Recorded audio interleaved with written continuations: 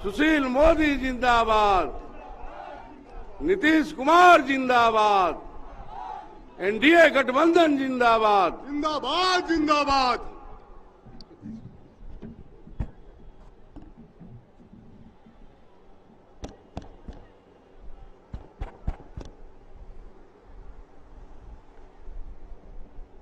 इस चुनावी सभा की अध्यक्षता कर रहे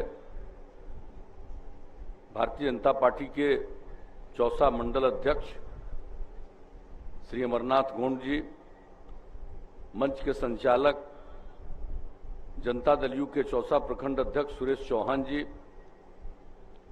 एनडीए राष्ट्रीय जनतांत्रिक गठबंधन और भारतीय जनता पार्टी के सुयोग्य उम्मीदवार श्री परशुराम चतुर्वेदी जी, इस कार्यक्रम में उपस्थित हमारे प्रिय मित्र और बिहार के लोकप्रिय उप मुख्यमंत्री श्री सुशील कुमार मोदी जी, जनता दल यू के राष्ट्रीय महासचिव श्री संजय झा जी, भारतीय जनता पार्टी के बक्सर जिला के अध्यक्ष श्रीमती माधुरी कुंवर जी, जनता दल यू के बक्सर जिला अध्यक्ष श्री विंध्याचल कुशवाहा जी, विकासशील इंसान पार्टी के प्रवक्ता श्री बच्चालाल निषाद जी, जदयू नेता रामकुमार शर्मा जी, उत्तम तिवारी जी, जितेंद्र सिंह जी, भारतीय जनता पार्टी के यहां उपस्थित नेतागण सर्वश्री अमरेंद्र पांडे जी, जयप्रकाश चौबे जी, प्रदीप दुबे जी, शशिभूषण राय जी, सत्येंद्र लाल जी, राणा प्रताप जी, राजकुमार सिंह जी, नवीन राय जी, शंभू पांडे जी, हिमांशु चतुर्वेदी जी, जदयू के नेतागण राघवेंद्र उज्जैन जी, अनिरुद्ध तिवारी जी, लाला सिंह जी, विनय सिंह जी, ज्योति प्रकाश कुशवाहा जी, राजेश कुशवाहा जी, भगवान कुशवाहा जी, अरविंद कुशवाहा जी, बबन चौधरी जी, रमाशंकर यादव जी, प्रेम सागर कुंवर जी, संजय सिंह जी। इस चुनावी सभा में एनडीए के सभी घटक दलों के सम्मानित नेतागण, मेरे प्रिय साथियों, प्रिंट एवं इलेक्ट्रॉनिक मीडिया के पत्रकार मित्रों, छायाकार बंधुओं और इस कार्यक्रम में उपस्थित बहनों एवं भाइयों, मैं सबसे पहले इस चुनावी सभा में शामिल होने के लिए आप सबका मैं हृदय से अभिनंदन करता हूं। हमारे साथियों ने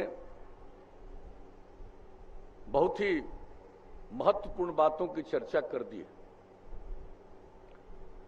और आप जानते हैं कि कोरोना के दौर में जो पूरे दुनिया में फैला हुआ है और ऐसी स्थिति है कि दुनिया के कई देशों में जहां कोरोना नीचे चला गया था फिर अब काफी बढ़ गया।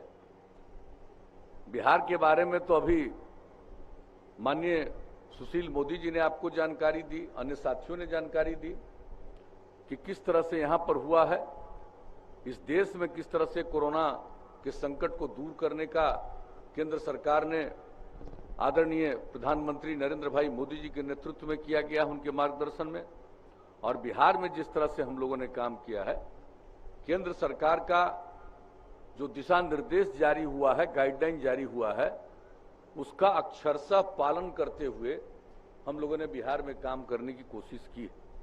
अभी जो कोरोना के दौर में भी चुनाव का आयोजन हुआ और इसमें इस बार समय काफी कम है। पहले जब चुनाव होता था उसमें काफी समय मिल जाता था, उसमें हम लोग हर क्षेत्र में लगभग पहुंच जाते थे, लेकिन इस बार समय इतना कम है कि हर क्षेत्र में पहुंच पाना हमारे किसी भी साथी के लिए, अपने लिए यह संभव ही नहीं है। लेकिन फिर भी जहां कहीं भी पहुंचने का मौका मिलता है बहुत प्रसन्नता होती है। तो आप लोगों के बीच में यहां आने का मौका मिल गया और मुझे पूरा भरोसा है। और चौसा के बारे में तो हमारे सभी साथियों ने बता दिया। आप में से तो सबको याद होगा चौसा में किस तरह से हम आए हुए थे, क्या क्या देखा था और क्या क्या आगे उसके लिए काम किया गया। सभी साथियों ने इसके बारे में चर्चा कर दी है, मैं उसको दोहराना नहीं चाहता हूं। आने का मौका मिला मुझको फिर चौसा में मुझे बड़ी खुशी हुई है, बहुत प्रसन्नता हुई है और हमको पूरा भरोसा है कि भाई यहां सोचने की बात नहीं है। आप लोगों का विशाल बहुमत मिलेगा और हम लोगों के उम्मीदवार भाई परशुराम चतुर्वेदी जी भारी मतों से विजयी होंगे, यह हमको पूरा भरोसा है। और आप जान लीजिए भाई, हम लोग तो काम करने वाले हैं। यहां पर हम लोग काम कब से शुरू किया, 15 साल और लोगों को भी काम करने का मौका मिला। पति पत्नी राज, पति अंदर गए, पत्नी को बैठा दिया। क्या काम किया साहब? शाम होते घर से बाहर निकल पाता था कोई? जरा नई पीढ़ी के लोगों को ठीक से बता दीजिए, क्या बुरा हाल होता था? कहीं आने जाने की कोई सुविधा थी?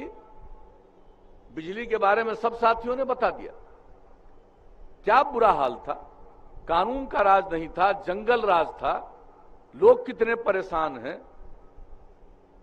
लोगों को किस तरह से तंग किया जाता था, कितने लोगों का अपहरण होता था, कितना सामूहिक नरसंहार हुआ, कितनी घटनाएं घटी थी। और उसके बाद जब आप सब लोगों ने बिहार में हम लोगों को काम करने का मौका दिया, नवंबर 2005 से हम लोगों ने काम करना शुरू किया और देख लीजिए परिवर्तन क्या हुआ। आप अच्छी तरह जान लीजिए हम लोग क्या कहा करते थे जब हम लोग निकले थे न्याय यात्रा में 2005 में ही, चुनाव के पहले। तो हम लोगों ने मिलकर के क्या कहा था कि हम लोग न्याय के साथ विकास करेंगे। और न्याय के साथ विकास का मतलब है हर इलाके का विकास और समाज के हर तबके का उत्थान। तो याद कर लीजिए, जब काम करने का मौका मिला तो हम लोगों ने किसी इलाके की उपेक्षा नहीं की, सभी इलाकों का विकास किया। हर काम जो हम लोग तय करते हैं उसका हर इलाके में काम करने की कोशिश करते हैं और समाज के हर तबके का उत्थान, किसी की उपेक्षा नहीं की जाती है। और खास करके जो तबका किनारे पर रहा, हाशिए पर रहा, उन लोगों को मुख्य धारा से जोड़ने के लिए हम लोगों ने विशेष पहल की। आप जरा बताइए, महिलाओं के लिए कितना काम हुआ, अनुसूचित जाति जनजाति के लिए काम हुआ, अति पिछड़े वर्ग के लिए काम हुआ, अल्पसंख्यक समुदाय के लिए काम हुआ। जो भी किनारे पर था, समाज के किसी भी वर्ग की हम लोगों ने उपेक्षा नहीं की। और हम लोगों की शुरू से यह धारणा थी कि अगर महिला और पुरुष मिलकर काम करेंगे तभी समाज आगे बढ़ेगा। और पहले महिला की पूरी उपेक्षा रहती थी। जब हम लोगों को मौका मिला तो बोलिए क्या पहला काम किया, पंचायती राज संस्थाओं में, नगर निकायों में हम लोगों ने आरक्षण का प्रावधान किया। महिलाओं के लिए 50% आरक्षण, और कहीं नहीं था। बिहार में हम लोगों ने शुरू किया कि बराबरी का दर्जा मिलना चाहिए। पहले बहुत कम नाम मात्र की महिलाएं जनप्रतिनिधि होती थी और अब कितनी बड़ी संख्या में, 3 बार चुनाव हो चुका पंचायती राज संस्थाओं का, नगर निकायों का, कितनी बड़ी संख्या में महिलाएं जनप्रतिनिधि हैं। लड़कियों के पढ़ने का सारा इंतजाम, चाहे पोशाक योजना हो, साइकिल योजना हो, जब घर घर से लड़की गांव गांव में साइकिल चलाकर स्कूल जाने लगी, क्या दृश्य उपस्थित हुआ। कुछ लोग मेरी आलोचना करते थे उस समय कि लड़कियों को साइकिल दे रहा है, लड़की साइकिल पर जाएगी, उसको लोग बेइज्जत करेगा। हमने कहा कोई बेइज्जत नहीं करेगा, हर परिवार की लड़की को साइकिल मिल रहा है। और क्या लड़कियों का आत्मविश्वास बढ़ा। और बाद में तो लड़कों ने मांग किया, हमने उनके लिए भी साइकिल योजना शुरू कर दी। लेकिन जरा सोच लीजिए कितनी कम लड़कियां पढ़ पाती थी। 9वीं क्लास में हम लोगों ने सर्वेक्षण कराया, बिहार में इतना बड़ा राज्य, इतनी बड़ी आबादी, 1,70,000 से भी कम लड़कियां 9वीं क्लास में थी। और उसके बाद जब ये सब काम शुरू किया तो अब लड़का और लड़की मैट्रिक में भी लगभग बराबर हो गए। और इस बार तो परीक्षा हो रही थी मैट्रिक की, तो उसमें तो लड़कों से थोड़ा ज्यादा लड़कियां ही थी। अब सोच लीजिए कितना बड़ा परिवर्तन हुआ। बहुत लोग इन सब बातों को टालना चाहते हैं, जो सच्चाई है उसको नहीं देखना चाहते हैं। कुछ लोगों की प्रवृत्ति है, क्योंकि जब काम करने का उन लोगों को मौका मिला था तो समाज की सेवा नहीं किए, बिहार की सेवा नहीं किए, अपनी ही सेवा करते रहे। और यही कारण है कि अंदर हैं, अभी और लोग अंदर जाएंगे, ये जान लीजिए। लेकिन किस तरह की बात ये करते रहते, कोई जानकारी है, कोई समझ है, ऐसी ऐसी बातें कहना। लेकिन हम लोगों ने तो हर जगह जो काम किया, और महिलाओं को वहीं पर नहीं छोड़े। महिलाओं में जागृति आए तो आप बताइए, इन लोगों को 15 साल काम करने का मौका मिला, कितना नाम मात्र का स्वयं सहायता समूह था। और जब हम लोगों को काम करने का मौका मिला तो हम लोगों ने विश्व बैंक से कर्ज लेकर बिहार में जीविका योजना, जीविका समूह का गठन करना शुरू किया। और हमारा लक्ष्य था कि 10 लाख हम बनाएंगे जीविका समूह। अब 10 लाख बन गया। 1,20,00,000 से ज्यादा महिलाएं अब जीविका समूह से जुड़ गई। उनमें कितनी जागृति आई, कहीं का भी दृश्य देखिए। जो महिलाएं पढ़ी लिखी नहीं है लेकिन जीविका समूह से जुड़ती हैं, उनको कितना ज्ञान होता, कितनी समझ होती है। और आज जो विकास का दर हमारे बिहार का बढ़ा है, उसका सबसे बड़ा कारण है कि पुरुष और स्त्री सब काम में लगे। तो ये सब बिहार में हम लोगों ने किया है, और एक नहीं अनेक काम करवाया। सड़क का काम, पुल पुलिया का काम, सबकी चर्चा कर रहे हैं। यहां किस क्षेत्र में काम नहीं किया, कितने नए स्कूलों का निर्माण, अस्पतालों का निर्माण, ये सब काम हम लोगों ने करवाया है। कहां ये इलाज करा पाते थे, ये बात करते रहते हैं। जो हमने सर्वे कराया उस समय आने के बाद, तो जान लीजिए प्राथमिक स्वास्थ्य केंद्र में एक महीने में औसतन 39 मरीज जाते थे। भला सोच लीजिए, यानी एक दिन में एक मरीज। अब आप सोच लीजिए कितना खर्च लोगों को इलाज में होता था। सरकारी अस्पताल बिना काम का था, क्या बुरा हाल था।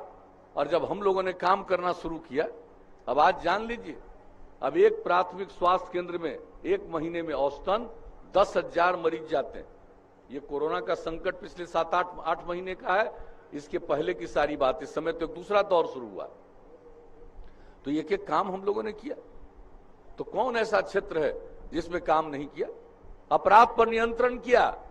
और आप जानते हैं केंद्र सरकार के द्वारा जारी किया जाता है हर वर्ष पूरे देश में, सभी राज्यों में अपराध की कैसी घटनाएं घटती हैं, कितनी घटनाएं घटती है।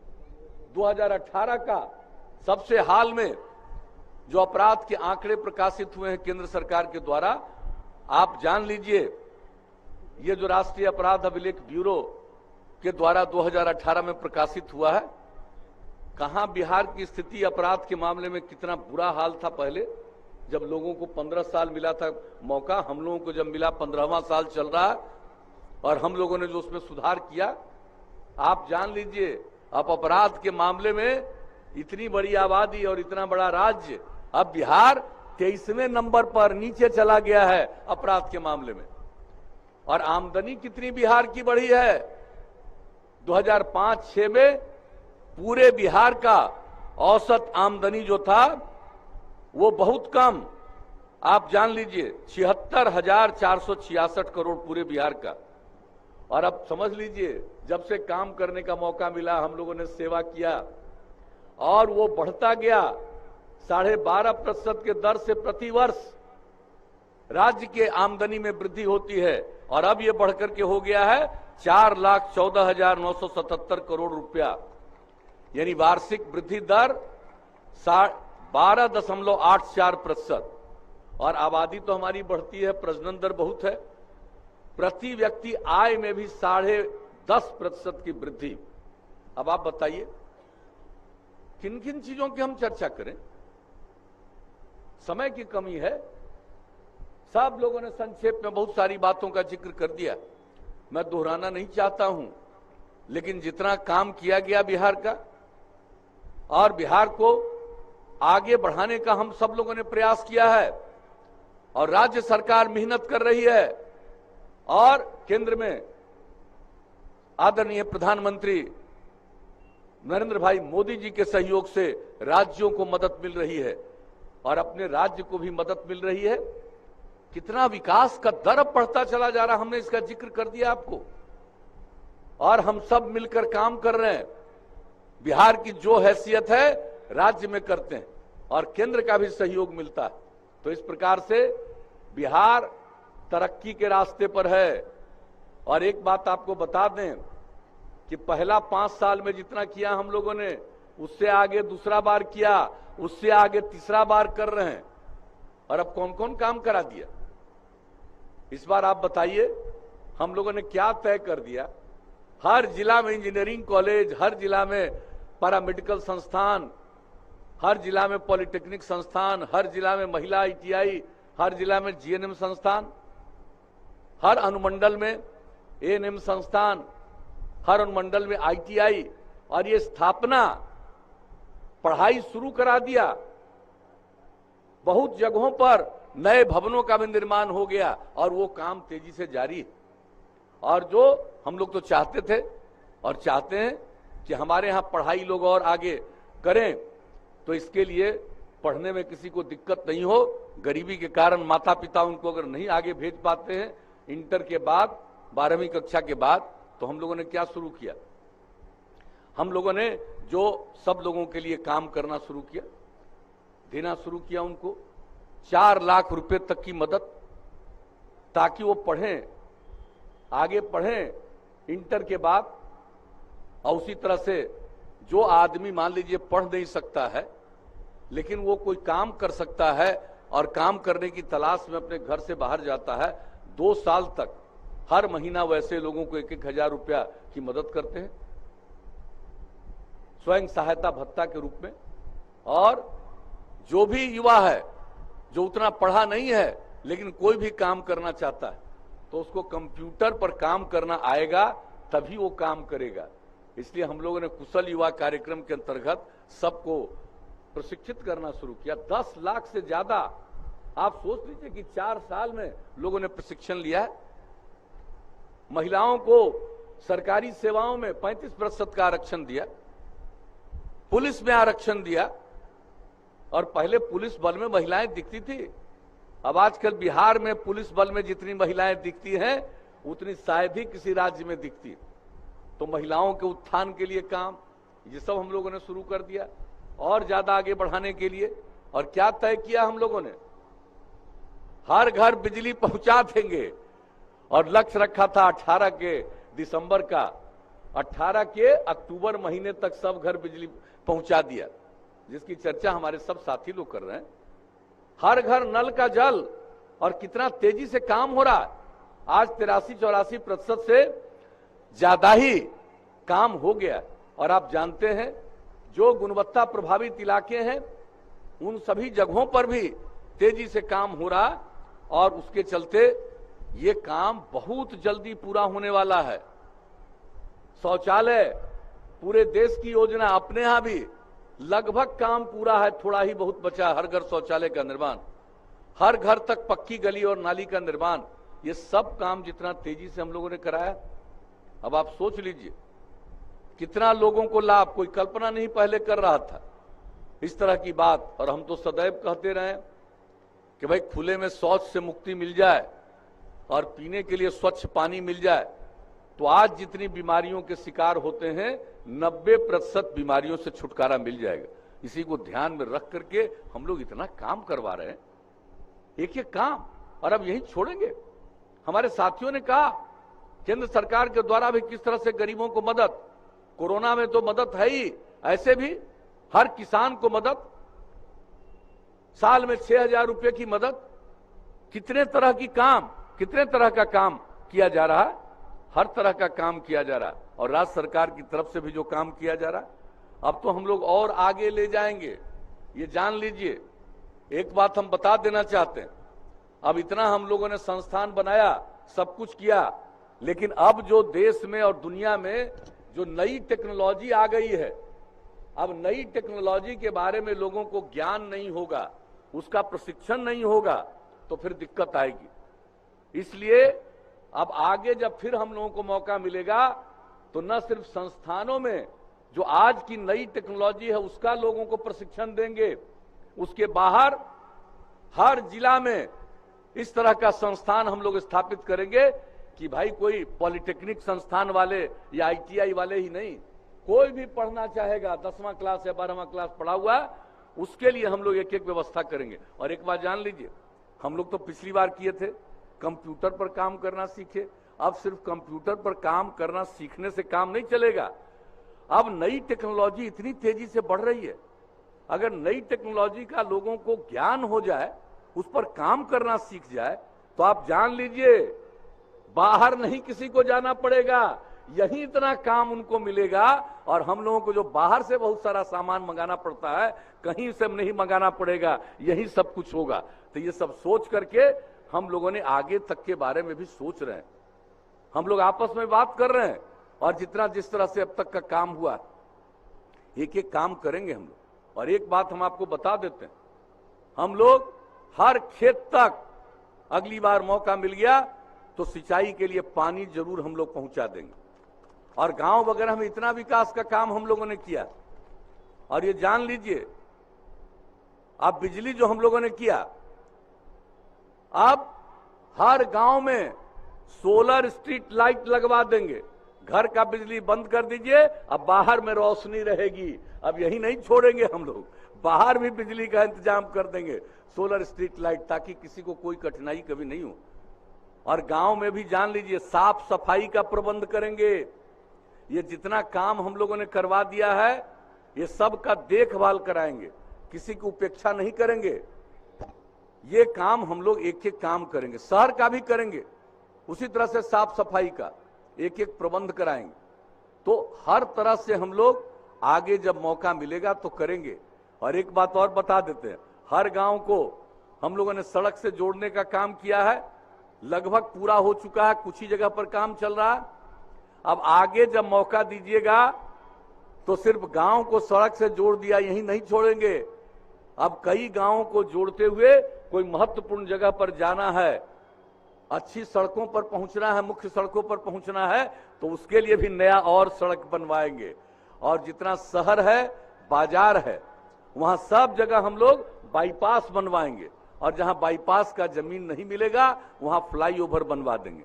तो जब आगे काम दीजिएगा तो न सिर्फ पुराना सब सड़क और पुल पुलिया का देखभाल कराएंगे, बल्कि और आगे करा देंगे कि अगले आने वाले 50 साल में इन सब चीजों की किसी को कोई समस्या नहीं हो, कोई चिंता नहीं हो। हम लोग इस तरह से एक एक चीज के बारे में सोच रहे हैं और काम करेंगे। और एक बात और बता देंगे, ये स्वास्थ्य का जो काम करते हैं तो मनुष्य के लिए तो करते ही रहें और आगे बढ़ाएंगे गांव गांव तक, लेकिन इसके साथ साथ लोग पशुओं का पालन, पशुपालन करते, उसके पशु अगर बीमार हो जाते हैं, उनको बड़ी समस्या होती है। अब हम लोगों ने सोच लिया है कि 8-10 पंचायत में एक पशु चिकित्सालय बना देंगे। और जो नई टेक्नोलॉजी की हमने चर्चा की, इसका जो विकास हो गांव गांव हो जाएगा, और हर गांव से उसके माध्यम से अस्पताल को खबर हो जाएगी, वहां के चिकित्सक देख लेंगे, दौड़ करके आएंगे और आपका इलाज करेंगे। और पशुओं के इलाज में जो भी दवा की जरूरत है, सरकार उसको उपलब्ध कराएगी।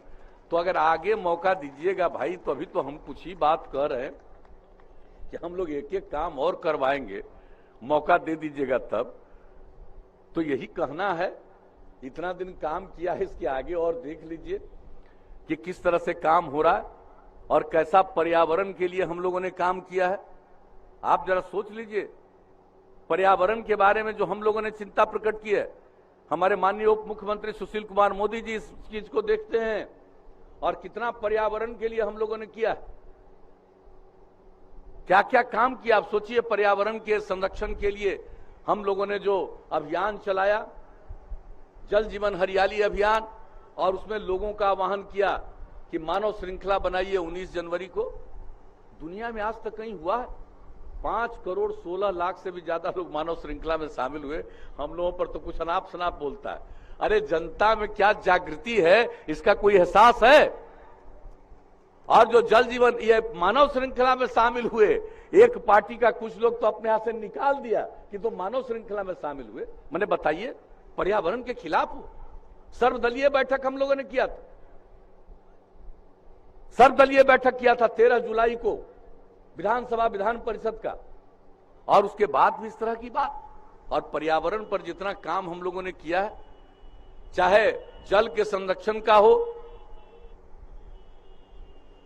वृक्षारोपण का हो, और आपको बताएं हम लोगों ने तय किया था इस साल 9 अगस्त तक 2,51,00,000 पौधे लगाएंगे।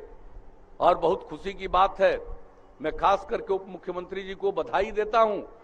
ये जो वृक्षारोपण हुआ पूरे बिहार में 3,47,00,000 से ज्यादा हुआ। अब सोच लीजिए कितना काम हम लोग कर रहे हैं। सौर ऊर्जा के लिए उसी तरह से काम, खेती वगैरह के लिए भी, मौसम के अनुकूल कृषि हो, इसके लिए सब पर काम करने के लिए 8 जिला से शुरू किया। अब सभी जिलों के लिए हम लोगों ने तय कर दिया। तो एक एक चीज, किसी को कोई कठिनाई नहीं हो, तो हर काम हम लोग कर रहे हैं। और आप जरा जान लीजिए, लोग बोलते रहते हैं ना आप सुना, लेकिन अभी यूनाइटेड नेशंस में हम लोगों को आमंत्रित किया, खबर दिया कि आप लोगों ने पर्यावरण पर काम किया है, उसकी बैठक है, उसमें अपनी बात कहिए। 24 तारीख को वीडियो कॉन्फ्रेंसिंग से अपनी बात कहने का मौका मिला। आप जरा बताइए, तो बिहार में जो काम हुआ, दुनिया के लोगों को लग रहा है कि बहुत काम किया, और यहां पर हम लोगों के खिलाफ कुछ लोग हैं, वो खाली बोलते रहते हैं। तो उन लोगों को क्या आता है काम? हम लोगों के लिए तो पूरा बिहार एक परिवार है, और कुछ लोगों के लिए पति पत्नी बेटा बेटी यही परिवार है। हम तो पूरे बिहार को एक परिवार मानते हैं, और सारे बिहार की तरक्की के लिए हम लोग रात दिन एक कर रहे हैं। तो यहाँ की सरकार, केंद्र की सरकार, सब मिलकर के आपको और ज्यादा उत्थान करने के लिए, और ये तो ऐतिहासिक जगह है भाई, तो जो बिहार की ऊंचाई रही है, उस ऊंचाई को फिर से प्राप्त करने के लिए हम लोग निरंतर प्रयत्नशील हैं। उसको प्राप्त करने में जरूर कामयाब होंगे। आप अगर फिर काम करने का मौका देते हैं, तो इन्हीं शब्दों के साथ, अब चूंकि हम लोगों को अनेक जगहों पर जाना है, 5 मिनट लेट हो गया यहाँ, तो अब इतना ही कह करके हम अपनी बात समाप्त करेंगे। और एक बात साफ साफ बताइए भाई, कि हम लोगों के माननीय उम्मीदवार परशुराम चतुर्वेदी जी को जिताइएगा कि नहीं जिताइएगा? हाथ उठा के बताइए। कमल छाप के बगल का बटन दबा करके जिताना है। और आपने हाथ उठा करके कहा है कि हम जिताएंगे, मुझको बहुत खुशी है। आप बताइए, हम इनको माला पहना दें?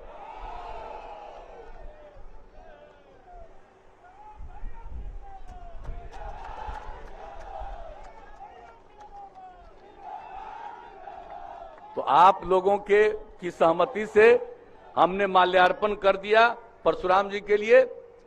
अब एक एक वोट 28 तारीख को होगा। हर लोग जाकर के अपना वोट दीजिएगा। और सब हम बहनों से खास तौर से कहेंगे कि सबसे पहले आप निकल करके एक एक वोट जरूर दे आइएगा, और भारी मतों से विजयी बनाइएगा। इसके लिए आपने आश्वस्त कर दिया, हाथ उठा करके वचन दे दिया। इसके लिए मैं आप सब लोगों को हृदय से धन्यवाद देता हूं, आपका अभिनंदन करता हूं, और अपनी बात समाप्त करता हूं।